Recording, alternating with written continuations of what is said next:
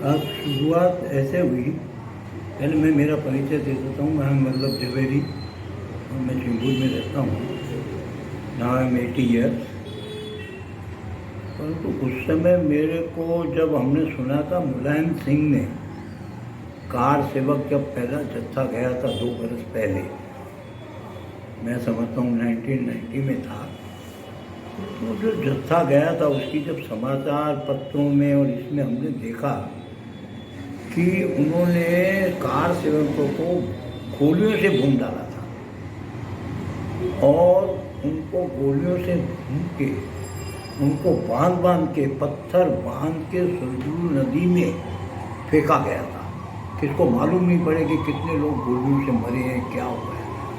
ये तो हमने पेपर में पढ़ा, तो हमको तो बहुत ही दुख हुआ कि हमारे भारत के अंदर इस प्रकार का जुल्म और मुलायम जैसे आदमी ने किया, और वो भी एक अच्छे कार्य के लिए गए थे, इतने जोश में गए थे।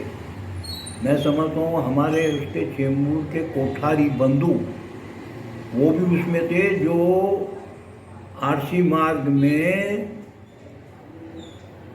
बगल में ही रहते थे, आरसी मार्ग के। और जो ये थिएटर है अपना, कौन सा थिएटर है ये आरसी मार्ग के नुक्कड़ पे, वो थिएटर के पीछे रहते थे। उनके घर में उनको गोली लग गई और बहुत बुरी थी। तो उस समय मैं ये पेपर पढ़ता था, नवभारत टाइम्स, तो उसमें विस्तार पूर्वक चीज़ें आई। तो मेरा मन बहुत विचलित हो रहा था कि ये हमारे भारत में इस प्रकार के जुल्म हो रहे हैं, क्या हो रहा है ये।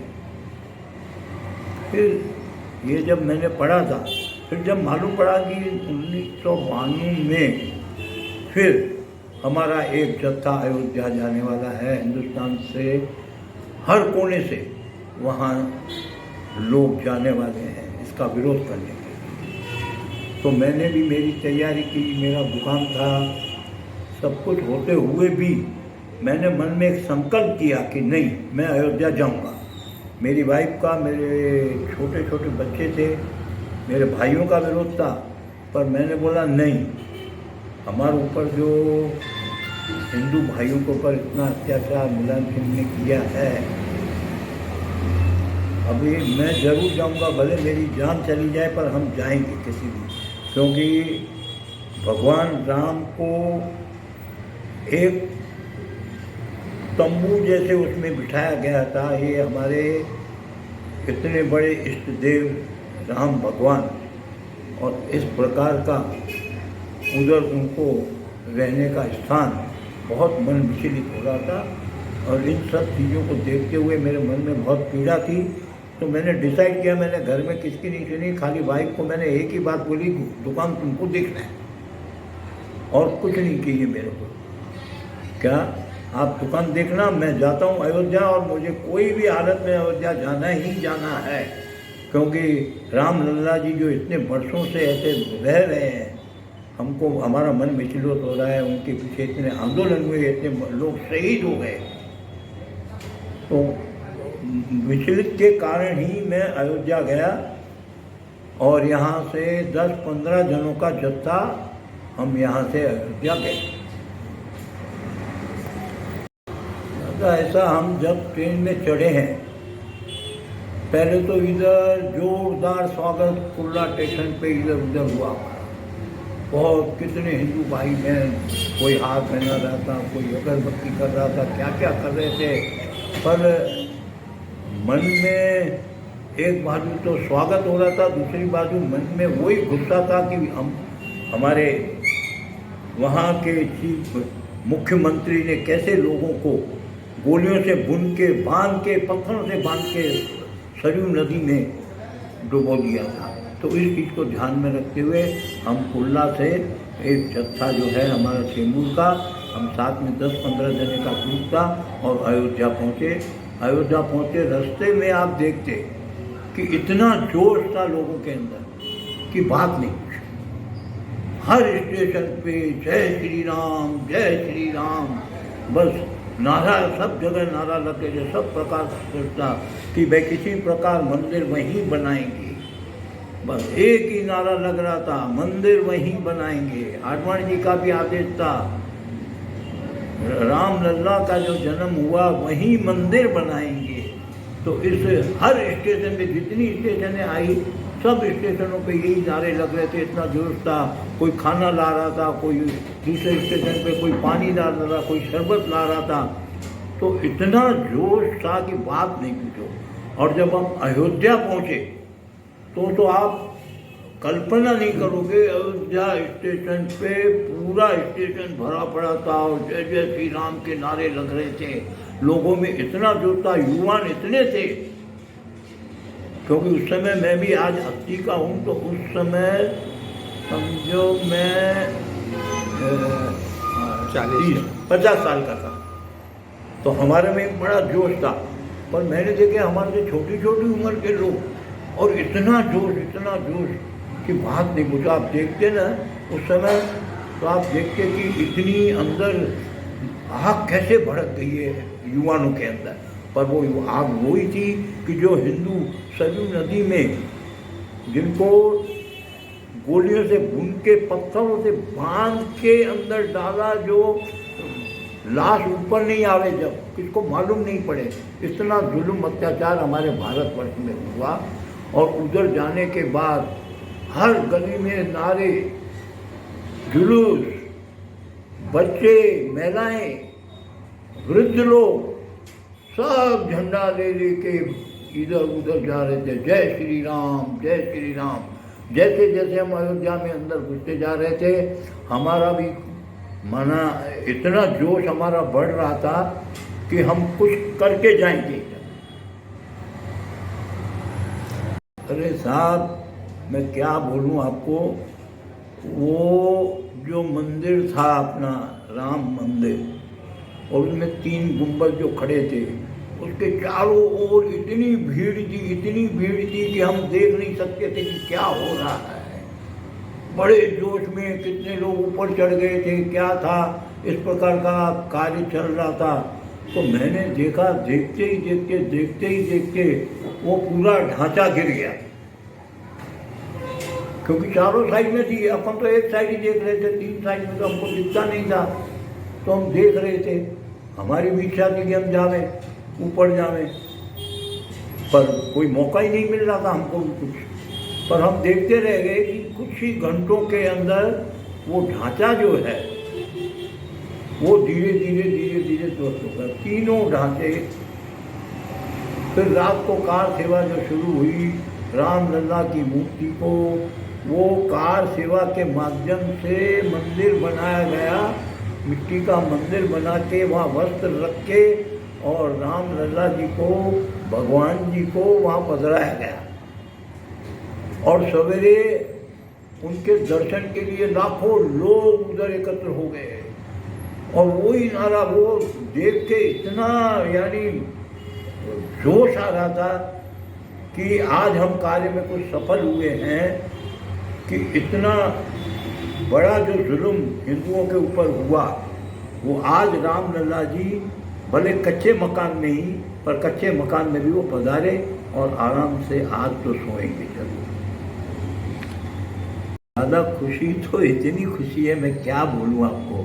जब मालूम पड़ा, कोर्ट से जब मालूम पड़ा कि इस प्रकार अपन केस जीत गए हैं और भव्य मंदिर बनाने का आर्डर कोर्ट से प्राप्त हुआ, उस समय हम लोगों ने मिठाइयाँ बांटी, पटाखे फोड़े, बहुत किया।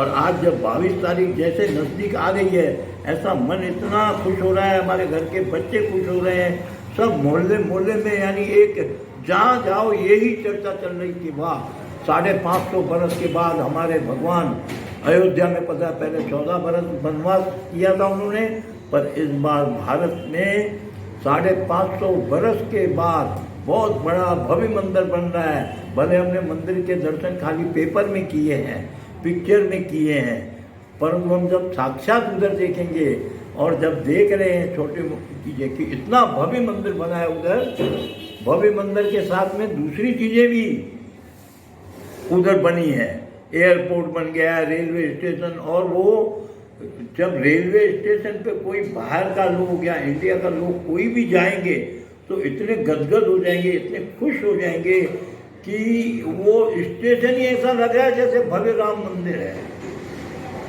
इतनी खुशी मन में हो रही है। घर घर में हम मोहल्ले मोहल्ले में जा रहे हैं। अभी हम इतनी उम्र होने के बाद भी अक्षय ये घर घर में पहुंचाने का प्रयास कर रहे थे। जितना हो सका हम लोगों ने किया। हमारी पूरी 10-15 जने की जो टोली थी, अलग अलग क्षेत्रों में इस प्रकार वो बढ़ते रहे, फूल बरसते रहे। और अभी भी 22 तारीख का कार्यक्रम, आज तो तारीख है मैं समझता हूँ 18 तारीख को ही इतनी तैयारी में लगे पड़े हैं कि 22 तारीख को क्या करेंगे। इतना जोश है, हर एक आता है कि वल्लभ भाई क्या प्रोग्राम है, क्या प्रोग्राम है। और सब अपने अपने माध्यम से अपने अपने घर में कोई दिया जलाएगा, कोई पटाखे फोड़ेगा, कोई मिठाइयाँ बांटेगा। इस प्रकार के प्रोग्राम बन रहे हैं। बड़ी खुशी है, यानी इतना मन प्रसन्न है कि आज राम भगवान ने हमारी बातें सुनी। हमने जो वहाँ अयोध्या गए थे वो हमारा मिशन सक्सेस हो गया। ये इतनी बड़ी खुशी की बात है। और हमारे घर के परिवार मित्र सब प्रसन्न है, जो मिलता है हाथ मिलाता है, बोला बधाई है बधाई है। और 22 तारीख को जो हमारे प्रधानमंत्री मोदी जी का जो ऑर्डर है वो हम ओबे करेंगे और धूमधाम से इसको मनाएंगे हम। ऐसा है कि ये जगह जगह मोहल्ले मोहल्ले में घर घर में ये चर्चा है। उसमें आपको दिखाऊं, मेरे पास अभी तो वो नहीं है, एक छोटी फिल्म कि जहाँ 4 बरस का बच्चा भी झंडा लेके भाग रहा है, जय श्री राम करके। तो ये वातावरण जो है, वातावरण में बच्चों को, बड़ों को, जिनको राम का पता नहीं था, उनको सब राम की हिस्ट्री मालूम पड़ने लग गई कि हमारे राम लल्ला जी भगवान 550 बरस के बाद अयोध्या में पधार रहे हैं। और अभी से हमारे बच्चे बोल रहे हैं टिकट निकलवाओ। मैं बोला अभी नहीं, थोड़े दिन के बाद चलेंगे, जब सब कार्यक्रम में हो जाएगा उसके बाद, क्योंकि उधर रहने की जगह, ये सब व्यवस्थाएं चाहिए। परिवार के साथ जाओ तो ये सब व्यवस्थाएं होनी चाहिए। तो इतना प्रसन्न है कि हम तो एकदम आतुर हैं कि कब हमको उधर जगह मिले और हम वहाँ दर्शन करने को जाएं। बाकी हम तो अभी तो टीवी में ही देखेंगे। बहुत बड़ा आनंद का विषय है और बहुत ही मन गदगद हो रहा है। ऐसे इच्छा हो रहा है, मेरी पत्नी को बोल रहा हूँ कि 10-20 हज़ार की मिठाइयाँ लेके आ और बांट। मोहल्ले मोहल्ले में इतनी खुशी हो रही है मेरे को। ठीक। और मेरा यही निवेदन है अंत में कि सभी बम्बई के हो या पूरे भारतवर्ष के हो, हिंदू हो या मुसलमान हो, क्रिश्चियन हो, पारसी हो, कोई भी हो, उन सभी से निवेदन है। क्योंकि मुझे मालूम है, मेरा एक मुसलमान मित्र है, कलकत्ते में रहता है। उसने मेरे को जब भी फ़ोन करता है वो जय श्री कृष्ण और जय श्री राम बोलता है, मुझे बड़ी प्रसन्नता होती है। और मैं भी उससे ऐसा ही व्यवहार रखता हूँ, अच्छा व्यवहार है। तो मैं सभी भक्तों से, जो रहने वाले भारत में, जो भी बच्चा, बूढ़ा और जितने भी लोग इस चीज़ को मानते हैं, उन सभी से निवेदन है कि 22 तारीख को बड़ा हर्ष उल्लास से हो सके तो अपने दुकान को आप सजाइए और लोगों को छुट्टी दीजिए कि जाके वो आनंद लें, मंदिरों में जाके दर्शन करें, नए कपड़े पहन के दर्शन करें और मिठाइयाँ बांटे, पटाखे फोड़े। ऐसा वातावरण ऐसा होगा उस दिन, आप देखोगे। मैं तो अभी कल्पना कर रहा हूँ खाली, पर मेरे को लगता है कि 22 तारीख को ऐसा लगेगा कि पूरे भारतवर्ष में जोरदार दिवाली, होली सब एक साथ में लोग मना रहे हैं, ऐसा वातावरण दिखेगा। मैं सबसे फिर प्रार्थना करता हूँ कि उस दिन आप जरूर से घर में दिए जरूर जलाएं, तोरण जलाएं। लोगों को लगना चाहिए कि हमारे भगवान पधारे हैं। बोलो जय श्री राम। अभी जैसे है, ये सब प्रेरणा हमें हमारे सीनियर से ही मिलती है। जैसे कार से गए थे, मेरे पिताजी भी गए थे। तो मैं आज की जनरेशन से यही अपील करूँगा कि जो अभी हो रहा है, मतलब 22 तारीख को जो विराजमान होएगा हमारे भगवान श्री राम, तो जैसे अभी गाना निकला है कि भारत का बच्चा बच्चा जय श्री राम बोलेगा, तो वैसे ही अभी से तो बच्चे तो बोल ही रहे हैं। प्रेरणा और भी लेनी चाहिए और इसकी जानकारी बच्चों को हमें देनी चाहिए। जैसे हमने इनसे ली, हमें भी आगे देना है। और आगे का कार्यक्रम 22 तारीख को जोश उल्लास से बनाइए। इसमें कोई धर्म ना देखे, इसमें एक यूनाइटेड इंडिया देखे इसमें कि भाई